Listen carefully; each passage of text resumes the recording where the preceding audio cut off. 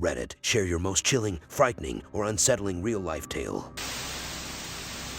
I was 17 and had just gotten my license. Back in high school, my friends and I had made it a mission to find abandoned houses to throw parties in. We had a few good candidates, but the motherlode was this house I would pass on my home from work. It was an undeveloped shell of a huge home with a large property in the back. I had told one of my friends about it, and one day before we went to see a movie, I took him to the house. It was about dusk in summer, so I had my headlights on. I pulled into the front of the house, and we were there for like 10 seconds tops before we pulled back to go to the main road. A minute later, this big truck pulls up behind us with its high beams on and riding our ass. My friend and I took note of it, but paid it no mind as we headed back to the main road. At the light, I turned right, but the truck cut through the gas station at the corner and blocked us off. Out of the truck comes this big hulk of a man, and my friend and I are shitting our pants. He raps on the window and I roll it down. Now, the really freaky part is that this is a busy road and now there was no one in sight. He asks us what we were doing at the house, and I quickly lied and said we were making a U-turn. He stares at us for a few seconds, smiles, and sends us on our way. To this day, the house remains unfinished, and I'm convinced it's a drug operation of some sort.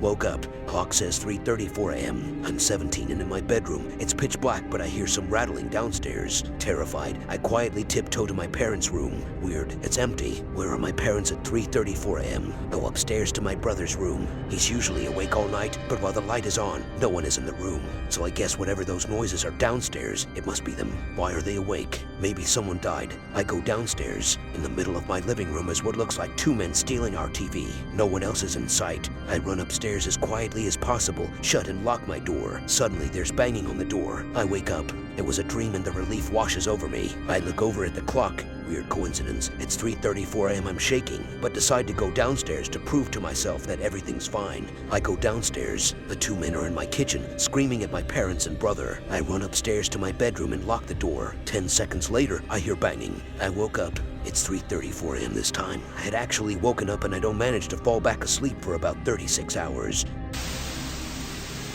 A few years ago, I was walking through the woods off the beaten track a bit, and I smelt this really overpowering sweet smell. Being nosy, I pulled back the undergrowth to have a look and found a dead body. The guy had clearly been there a while and wasn't looking great, all swollen and green and black with various runny bits. The local wildlife had also been dining well for a few days. I called the police, who told me to wait with the body until they arrived. Being in the middle of nowhere, it took a while for them to arrive, and it got dark and I was just sat there in the dark with him for a long time. It turned out he had committed suicide. For a long time afterwards, I had dreams about him and he would talk to me in not nice things, mainly about how he was angry I had disturbed his resting place and he wanted me to kill myself. Probably just my imagination, but all pretty disturbing at the time. He still turns up in my dreams from time to time and no doubt will be tonight after typing this.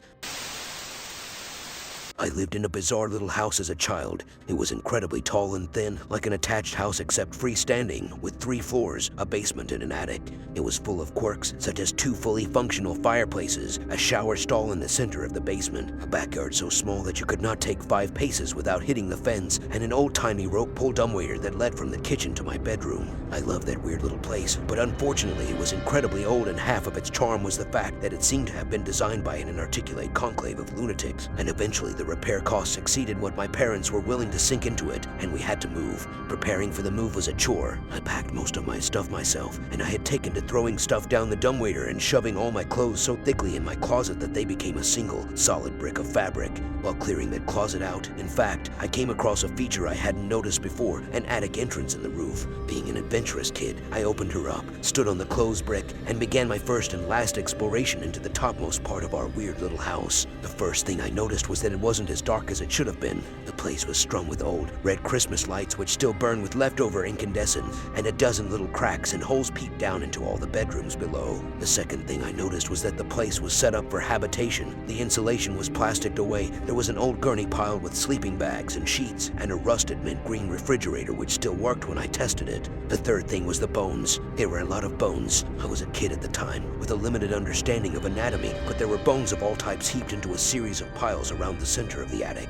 Small and large, clean and white, from every and any imaginable sort of creature, haphazardly stacked in a half-dozen osseous clumps. 2 of them were blackened, as if someone had tried to burn them, and the walls nearest those blackened piles were scrawled in dark bone char messages. Mostly they were just smears, but the word sorry appeared more than once. That room had been sitting over my head for 8 years while I slept.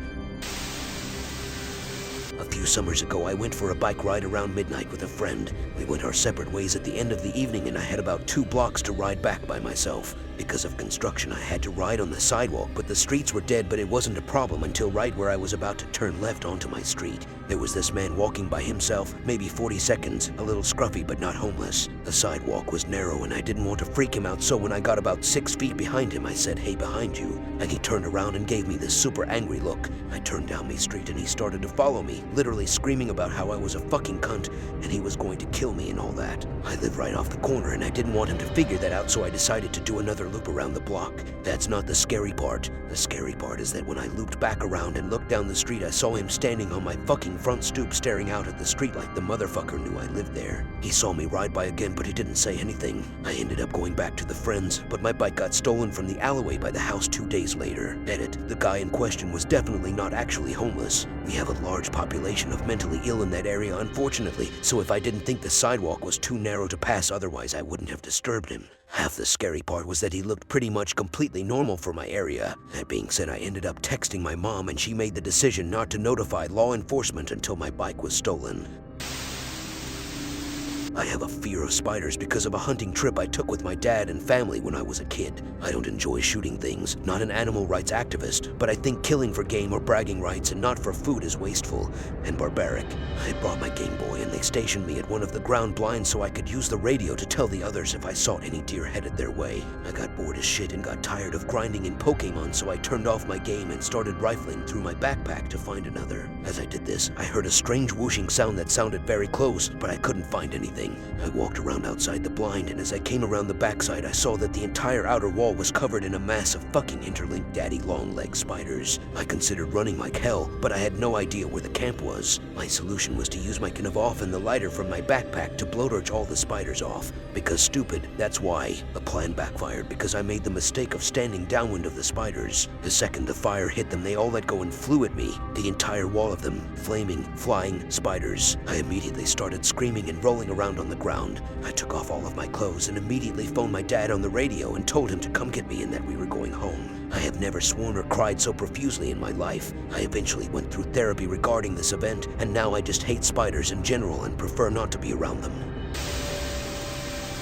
A week after gaining my CPR certification, I had to try and perform CPR on a woman dying of a heroin overdose. I was at a thrift store with some friends looking for Halloween costumes, and someone came in saying that someone was passed out in the parking lot. I was in the dressing room, and it just got super quiet, so I came out and told them I was certified and I'd go take a look and that they needed to call 911. I go outside and don't see anyone on the ground. Someone comes out and shouts that the person is in the car that's parked far out by itself. I ran over and honestly freaked the fuck out. She was pretty much already dead, completely blue in the face, slumped against her car window. She had the red druggy rings around her eyes, but those were blue too because she was so oxygen deprived. We opened the door, and I'll never forget that when we turned her head to see if she still had a pulse, she had tears running down her face. We pulled her out of the car, put her on the ground, and took her pulse again because the first person to do it wasn't sure. We started CPR, and the ambulance arrived about a minute after. They got her strapped up in it and continued CPR. They had another ambulance come, and those EMTs got out, and there was literally like 6 of them surrounding her. The cop told us they had administered some type of drug that can apparently reverse heroin overdoses if given in time, but she was pretty much dead already. They would do the necessary stuff until they could get to the hospital and call it, according to him. I also remember when we opened the door, there was heroin needles and empty pill bottles all over the floor. She wasn't very old. We also think she had kids. She had some toys and a car seat, plus 2 names tattooed on her.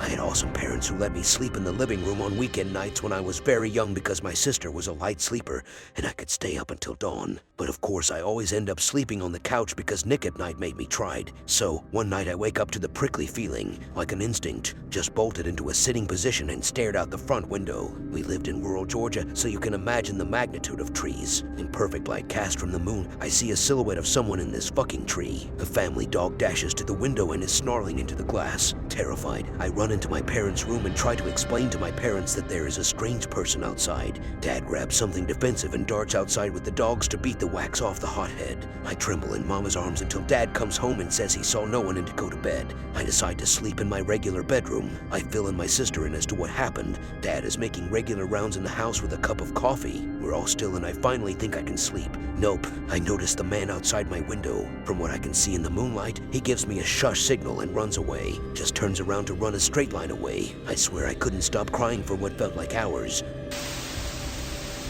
I was delivering a hot tub to this contractor, realtor in this fancy gated community near Branson, Mo. When I arrived, the construction workers were in charge of telling me where the thing was supposed to go. It was going on the 4th floor balcony, but because of the way the house was built, the 4th floor was ground floor. The other 3 floors were on the side of a hill, but the driveway was even with the first 4th floor entrance. So, a lot of construction going on. But to get the hot tub on the balcony, I had to make a ramp, take it from the drive, down into the yard, up a ramp to the porch, through the living room door, across the living room, out the back patio doors onto the deck. Problem with this was, the deck was unfinished. A huge section of decking was missing. They had literally installed only enough decking so that I could go from the patio doors to the far corner of the deck where the hot tub would sit. There was no railing. The hot tub weighed 900 pounds and it was a 4-story drop if I fell. The construction workers volunteered to help me. We got it out onto the deck, crossed the narrow bridge of installed decking to the corner, and I was about to lay it down. Laying it down isn't that hard. You tilt it, bring it down to your lap, grab the strap securing it to the dolly and lower it to the deck.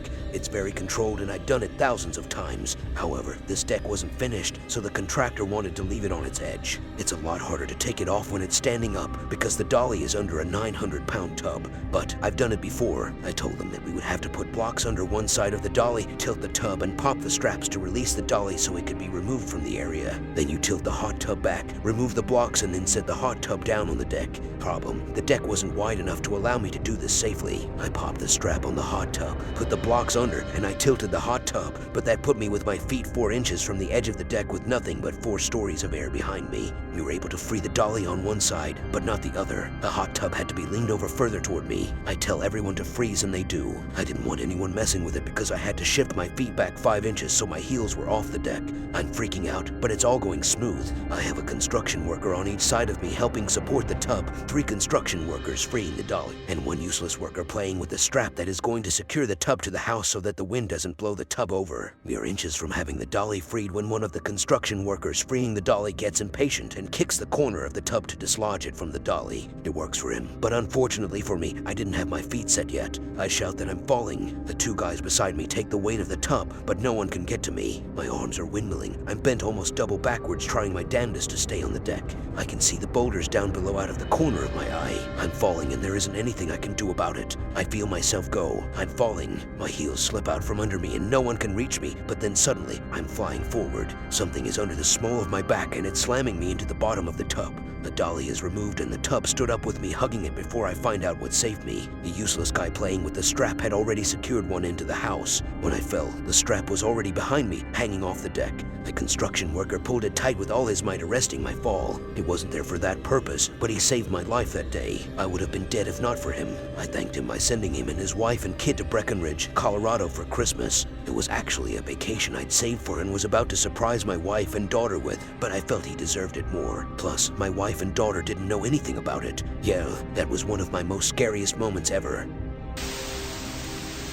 Okay, this is 100% true. I'm 23 now and this happened about 10 years ago, so I was probably 13 or 14. Anyway, I used to skate all the time with my friends Tim and Brandon. One day, we got done skating and we decided to go to 7-Eleven to get some food, drinks before we went home. Remember, I was only 13, 14, so we weren't driving. We had skated to the 7-Eleven and were planning on skating, walking back home. Anyway, we buy our drinks and we left the store. We walked to the parking lot's exit and prepared to cross the highway while we waited for the traffic light to turn red so that we could cross. I looked behind me at the 7-Eleven's gas pumps. I noticed a Fordham and his 50-year-old man pumping gas into his white truck. He stared at me and before I knew it, he dropped the gas pump and jumped into his truck.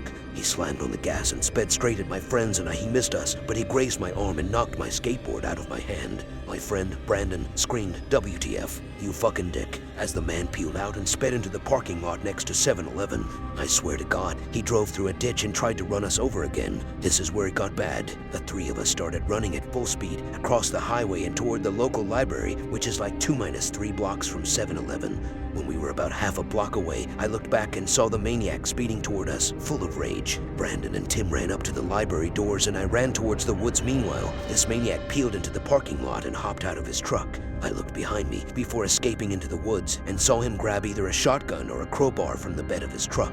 I ran all the way home. When I got to my street, my neighbor told me to get in his car because we had to go to the video store. When I got there, I found Tim and Brandon and 3 cops. A minute later, my mom came in, crying her eyes out because Brandon and Tim told her they didn't know if I lived or not. Everyone had thought that I was captured. Tim told me that he saw the guy running after me into the woods, which is scary because I thought the maniac was chasing them, not me. Anyway, he was never caught ... and I spent the next 5 years worrying about every white truck I saw. This is not supernatural creepy, but is one of the more disturbing and surreal experiences of my life. One early morning a few short years ago, I am walking to my bus stop and eating a banana. It is dark, misty, and I am internally debating something trivial, like if I want my daily Starbucks before or after the commute. As I approach the dimly lit corner on my street, a tall man in a black mask steps out of the dark alleyway to my left. Sleepy and disoriented, I barely acknowledge him. When he shouts, "Put down your fucking purse," and points his gun to my head, things start to click. The man says, "Put down your bags," and I tell him, okay, I'm putting them down over here. He orders me to walk over to him and get down on the fucking ground, and I agree I'm coming. Okay. My heart is beating 1,000,000 miles a minute and my hands still smell sticky with banana. I know I need to get away. I don't know why, but my mouth won't stop working. Look, see, I'm on the ground. My stuff is over there. Please just take my stuff, but he doesn't like it. Shut the fuck up. Okay. He gets on top of me and puts the gun to my head. At this point, I should mention the fact that I'm on my way to coach a high school practice and I'm dressed like a dude. Huge baggy pants, hat, jacket. If not for my telltale voice, I'd look like a prepubescent 90s rap star. Anyway, as the guy gets on top of me, gun to my head, he looks at me and pauses. I can't tell you why I know this, but I swear that at this moment, it clicks for him that I'm a woman. He gets off of me, stands up, and points to the dark alley. Come with me. My stomach hurts. I remember that there had been a recent rash of sexual assaults in my neighborhood. When the man points down that dirty alleyway, my internal voice speaks the fuck up. Says voice number 1, "There was no way in hell you are going to go down there without a fight." But he has a gun, you dipshit, replies voice number 2. "Fucking follow me." The real voice, his voice, hollers. So I do what I do best. I talk. "I'm coming. I'm following you." I call, and the man makes a crucial mistake. He believes me. I take 1-2 tiny steps backwards toward the sidewalk, and he turns his body and his gun toward the alley. This is my moment. I take a deep breath, tuck my head down in case he starts shooting, and start sprinting away. I hear a voice screaming in a high-pitched wail before I realize that it's mine.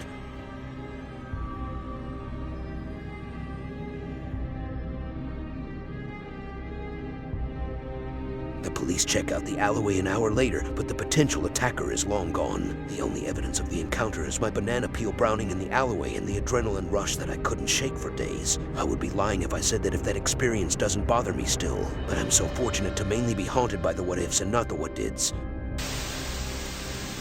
When I was a child, I lived in an old Victorian house, and I would always hear laughing while I was trying to sleep. I was an only child with a single mother, and when I was about 5 minutes 6, I would wake up hearing laughter in the hallway in the middle of the night. After mentioning this to my mom, she swore it was probably just the TV being left on late. One night, I awoke hearing the laughter in my room. I went to sit up but felt like there was someone holding my shoulders down, invisible hands gripping into my shoulders while I heard laughing. I screamed my little heart out. My mom ran into my room, flicking on the bedside lamp, convincing me it was just a dream, until I said, "But my shoulders hurt." She lifted up my t-shirt and there were 2 adult-sized handprints on my shoulders. I honestly thought I had imagined it and that it had never happened, but the other day I mentioned it in passing to my mom and she went blanket white and said, "I don't want to remember that."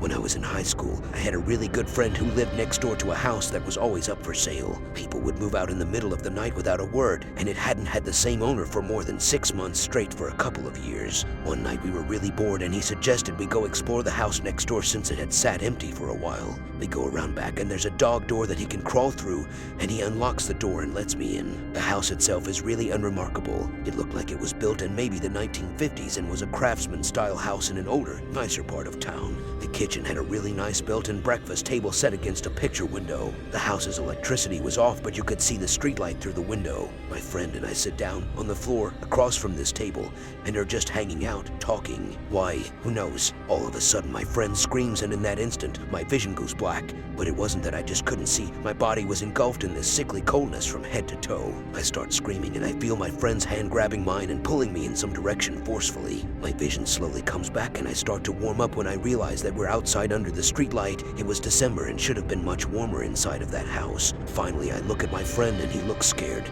I'm really confused and kind of panicked myself, and finally ask him what happened. He says that as I was talking, a black thing, this figure that was all black and only had the vague shape of a girl, crawled out from under the table and sat on top of me. Apparently, I started groping around with my eyes wide open, like I couldn't see, and he was so freaked out he pulled me out of the house. We're still friends and we bring it up every now and then, but the story itself never changes and it still sends chills down my spine. To this day, I've never felt such blackness or coldness in my life. It was palpable, almost sticky. For a couple of days afterward, I couldn't shake this unsettling feeling, and I could never walk past that house again. Ugh, I'm scared to get out of bed now. When we first moved into the house I grew up in, I used to hear things calling my name from the opposite end of the house. Like, I would be in my room playing with Legos or something, and I would hear my dad call my name from his room. So I'd go to my parents' bedroom and ask them what they wanted, and they'd always tell me that they never called my name. Being a little kid, I honestly started to think that they were playing a joke on me, because this happened about once every couple of days. Well, one night it happened and I went to ask them what they wanted, like always. But right as I stepped into their room, I heard my mom's voice calling for me from the living room, which is all the way on the other side of the house. It was at that exact point that I knew no one was tricking me, because I was looking at both of my parents sitting in front of me. I kinda kept this to myself until my brother was diagnosed with partial narcolepsy. One of the symptoms of narcolepsy is apparently oral hallucinations, so I thought maybe I had it too. Went and got myself checked, completely fine. So I have no idea what was calling my name all those years, and I still hear it at night whenever I come visit and stay over. Okay, so this happened to me last summer when I was back at my parents' house during the holidays. It was around 3 a.m. and I was in my room on my computer when I got a call from my sister. Now, that was already a little bit weird since my sister's room is just down the hallway from mine and she could have just came in my room. I went to pick up and the call ended as soon as I reached the phone. I figured that she wanted to speak with me, so I got up and went to her room. As soon as I reached her door, she started screaming that someone was in the room with her, so I busted in and of course nobody was here. After she stopped crying, she told me that she woke up and saw a dark shadow just centimeters from her face, and that's when she screamed. So I told her that she called me. She'd tell me that her phone is not in her room and that she was sleeping. Sure enough, her phone is actually downstairs in her purse. The weird part is that I have the log of her call on my phone, but she doesn't. Never managed to explain this one.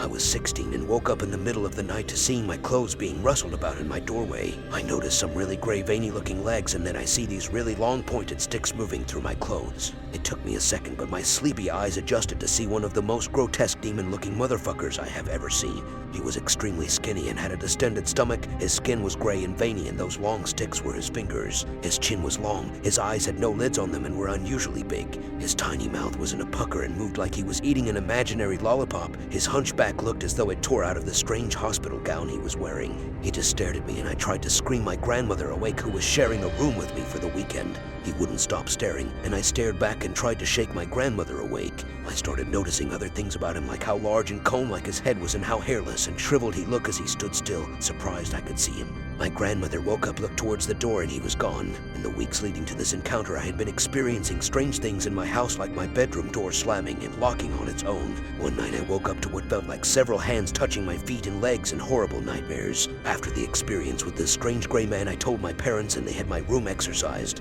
Like if an exorcism really made those horrible things stop or gave me peace of mind from things I was manifesting myself. All I know is I don't experience those things anymore, and I'll never sleep with the door open again. When I was about 7, my 2 brothers and I were playing in an area that was used as an unofficial motocross place. We decided to dig a tunnel for some reason. Being the extra smart guys we were, it took a few hours to dig about 6 feet in and 2 feet high. I was right up at the face when suddenly the tunnel collapsed. It was all dirt with no supports. My world went instantly black and hot. By hot I mean furnace hot. I couldn't move a muscle from the weight of the soil completely enclosing me. I started to really panic, as you do. Everything started turning red, which I guess was blood being forced into my head. Every breath was getting harder as the soil constrained me more and more. Even though my hands were near my face, I couldn't move my arms to clear the dirt around my head, and also started breathing in dirt, which made me cough, which made me contract my stomach, and then I couldn't draw breath at all. This isn't what made me panic though. The total darkness turning red with the incredible heat made my young mind think I was going to hell. I don't know how long I was buried for, but it seemed like an eternity. Suddenly I felt something grab one of my feet. My brothers had been frantically digging through the collapse to pull me out and managed to reach me and then pull me out. We never told my parents. I just went home and got hosed down. When I was in elementary school, my family decided to add on to our house, so we hired an architect and contractor. We live in an old colonial home that was built to be historically correct, i.e. 200-year-old softwood floors, proper paint colors, etc. Because of this, my parents chose to have all of the wood trim painted in the addition. The contractor didn't want to because we actually bought quality wood and he thought it was a waste of time. So we ended up hiring another contractor after about a year of arguing and having almost no work done on the house, even though the contractor and his team were consistently being paid. The new contractor was one that my parents' lawyer had met through church. Most of his team also went to that same church. Now, we always tried to be hospitable towards the workmen and would offer them drinks and snacks, particularly in the summer. We live in a hot, humid climate that is pretty much unbearable. So, my mom would send me outside with lemonade and the like for the workers. They were all really nice, and I remember having nice conversations with them about whatever now 9-year-old me found interesting. I particularly remember this one guy named Kenny. The actually contractor never showed up on the job, and Kenny was put in charge, kind of like a gopher. He was always really nice to me. Anyways, a few months after they finally finished the addition on our house, Kenny's name is published in the newspaper. He was put in prison for charges of pedophilia. Before he worked at our house, he had been on a list of sex offenders. The contractor found this detail about his employee unnecessary to share with my parents. I was an elementary-aged girl at the time. My brother was in middle school. My parents would leave us home alone with the workmen there on occasion. Thinking about this still gives me the creeps. I can't. My grandfather's company was setting up an office in a relatively remote part of a third-world county and found a house that was dirt cheap, even for third-world country standards. Obviously, there was a catch. The villagers in that area told him not to purchase it since the house was haunted and everyone who had ever lived there died violently. He decided it was just some superstitious BS and got it anyway. So the guy setting up the office will live on the top floor of the house with his family and the lower floors for the office. He moved in with his wife and 3 kids. Anyway, my grandfather suddenly got no news from him for the longest time. Since this was in a remote part of a third-world country, he wasn't too worried since he just assumed they lost power or something. He finally contacted the local police to go check on the guy since he was completely unreachable. They found everyone dead. Apparently the guy killed his wife, kids, and then himself with a machete. Yes, not a gun, a fucking machete. He actually hacked himself to death. It wasn't one of those cuts on the wrist to let everyone slowly bleed to death. Everyone was hacked down, including the guy himself. The description of the scene had to be an exaggeration since I'm assuming the sight of 5 decapitated bodies, including 3 kids, were scary enough to make people see things, so I won't bother putting it here since I'm not sure what's true and there were details that people could not have witnessed. Let's just say I stopped paying attention after I heard the phrase magic machete. I was told entire room was covered in blood, including the ceiling. Some people were saying the blood on the ceiling had to have gotten there because the spirits threw the bodies around. I had to explain about blood pressure and got tons of weird looks. Now, the weird part, if this isn't weird enough, was that he managed to barricade the door with the bed, with his wife and kids on it. And it's one of those gigantic old beds that's extremely hard to move. The locals say this is evidence he was possessed by spirits. I say moving to the middle of nowhere in some third-world country drove the guy nuts, and crazy people can do all sorts of crazy shit and even perform crazy feats of strength. Anyway, my grandfather had to pay a few bribes to make sure nothing gets to the press about the entire thing and get the police to classify the deaths as natural. All employees in the know had to sign an NDA too. He then tried getting other volunteers to set up the office. Even if they haven't heard all the gory details because of my grandfather's gag order, everyone knew the previous guy died. No one volunteered. He promoted one guy, gave him a fancy title, and told him he's in charge of setting up that office. The guy quit. When I was about 13 or 14, I lived on a farm in NC. This wasn't a regular farm that you would expect with fields full of beans and shit. It was actually a pine tree harvestry. Pine needles are a big landscaping commodity, and so we lived basically in the woods and would bale the pine straw every year. Whatever, the point is that my house was in the middle of 550 acres of perfectly lined longleaf pines. My living room had a huge picture window. I won't go into the architecture of the house, but it was a weird custom job built by some dentist in the 30s. The window in the living room stretched nearly the entire length of the room, maybe 50 feet. The house was built on a subtle hill, so the living room itself sat 5 or 6 feet off the ground, so you had something of an angle to look out at a solid mile of pine trees. During the winter it was unsettling because you'd get just a bit of snow, enough to reflect moonlight so that you could see the dogs running around at night. I'll be honest, I hated that room and that window. So now to the relevant part. I had a cousin over for the weekend and we were doing what kids do in the country, throwing stuff in the fireplace to see what happens. It is getting late and the fire is dying down, so we build the big kingdom of couch cushions and blankets in the living room and get ready for bed. Nothing out of the ordinary until we hear the dogs barking. They were really far away. The property stretches for nearly a mile, so I just assumed they were chasing off whatever animal felt like shitting in my yard. So my cousin is staring out the window and not saying anything, which prompts the standard "what's up?" He just kind of keeps staring and says he feels like he's seeing things. Naturally, I get all anxious and start staring out the window as well. Nothing happens for a few minutes and he gets more and more annoyed with me because I'm asking what he saw. He keeps shushing me so that he can focus. And then we both see it. A shadow of a person moves from one tree to the next. Not a run, not a leap, just a brisk walk from one tree to another. This is probably 100 yards out from the house. We can't actually tell if the person is coming closer or not because we're dealing with moonlight reflecting off of snow, slush, ice. I guess the crazy part is that we didn't so much freak out, because at this point there is still that chance that we didn't see what we saw, you know. So we just kept staring. We should have gone to wake up my dad, but he's an idiot and the kind of guy to walk out on the patio and holler into the woods with his rifle. We were just scared enough to agree that we don't want to taunt whatever is happening. So about 3 minutes later, it happens again, but a good 50 feet from where we first saw it. Another person, another tree, a few strides and they were gone. This happened every few minutes for the next half hour, and we just stared. At this point, I should mention that I didn't really have neighbors. The land surrounding our farm was federal paper, so it was miles and miles of uncultivated trees. You don't see people around the farm unless they intend to be there. So we keep watching as these two figures intermittently appear and vanish until finally we see one appear ... but not disappear. Instead, we focus in on it and see that it is now running forward. We lose our shit and go wake my dad. By the time we get into the room with my half-awake father, there is no one to be seen. We sprint around locking doors and windows. Keep in mind that we're out in the country with no one around ... It rarely occurs to lock doors. Every door was worse than the last because you just know that as soon as you reach the door, someone is going to be trying to open it, although that never happened. We locked everything up, walked around the house at least 50 times making sure no one got in without us knowing, and then convinced my dad to fall asleep in the living room with us while we stared out the window. I never understood why my dad wouldn't call the police. He always had this "we take care of our own" mentality, and it simply wasn't an option to call 911. The next day we went out to look, and absolutely, there were footprints everywhere in the snow. We saw them between trees, and then we finally saw where someone had been standing right in front of the window ... But as I said, I wouldn't have seen them because while I'm 7 feet up in the living room, they would have been right beneath me. I've told this story before, but this is an appropriate thread for it. One night when I was 13 years old, I had gotten my period for the first time and ended up sleeping on my back. I am an avid side sleeper, so this is a really weird position for me. I was dreaming, and in that dream I was sitting in a chair. I leaned it back on its back legs, and suddenly the chair started to slowly lean further and further back until I drifted into the eternity below me. This freaked me out, and I jolted awake. When I awoke, there was a figure leaning, hovering directly above my face, and all I saw was a hooded white, flat ovular and relatively featureless face with big ovular glassy eyes and an expression like it was determined to devour my eternal soul. The face was humanoid, very two-dimensional with thin, quivering angry lips and 2 holes where its nose would be, with eyebrows arched high up onto its forehead. I could feel an unworldly hate burning right through me as it loomed over me. It was absolutely the most helpless I have ever felt and would ever feel, because it was more than just my life I felt was at stake. I tried to move, scream, breathe, anything and couldn't. It was paralyzing me with its hate. I finally was able to let out the tiniest whimper, and as soon as the sound escaped me, it stood straight up and paced back and forth at the foot of my bed, still staring. It was like a force field was erected around me, and the frustration of it trying to get at me again was radiating throughout the room.